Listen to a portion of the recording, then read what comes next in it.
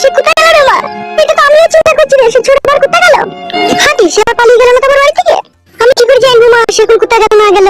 না মা কি রে আম্মা নিতে মারিয়ে জানে কে অন্য আত্মীয় দিবে মা। তোমরা যদি আত্মীয় মেয়ে চিন্তা করতে কেন রে? ভাঙা তোরা যে আত্মীয় চিন্তা করে আমার না থাকলে আত্মীয় পাবো বে।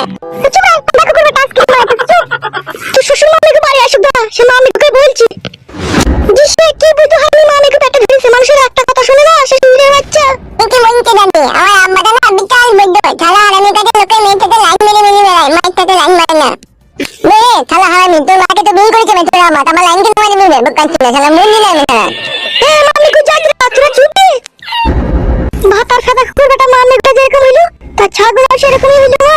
সব আমার কপালের দোষ না বুঝলি? নাইলে কি ভাতারের কাছে ভালোবাসা পায় না বল?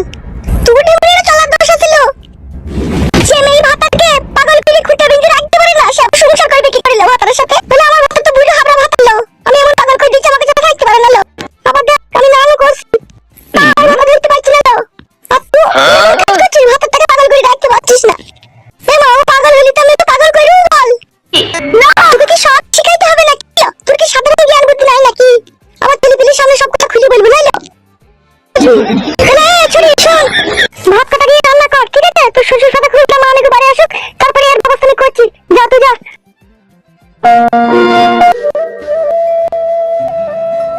কি ব্যাপার বৌমা, মন মেজাজ খারাপ করে বসে আছো?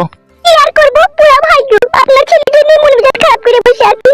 বৌমা আমার ছেলের জন্য মন মেজাজ খারাপ করে বসে আছো কেন? কেন আপনি জানেন না? কি হয়েছে কি? আপনার ছেলে 3 দিন বাড়ি ঢুকে দেখো। কি বলছো বৌমা এসব তুমি?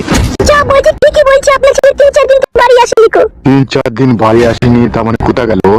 শালা খান কি ছেলে সুইরের বাচ্চা এক এক সময় এত টেনশন দেয় না আমাকে। কোথা গেছে কি না গেছে কাউকে কিছু বলে যায়নি সে? না না কাউকে কিছু বলে যায়নি কো।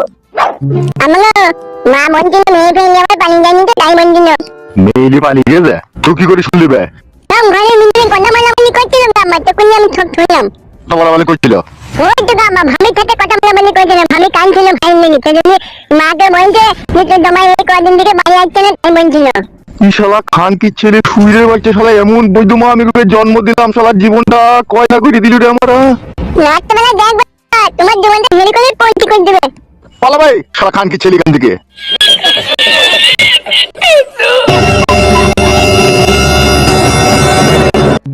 ছি ছি ছি ছি ছি আমি আর কথা সহ্য করবো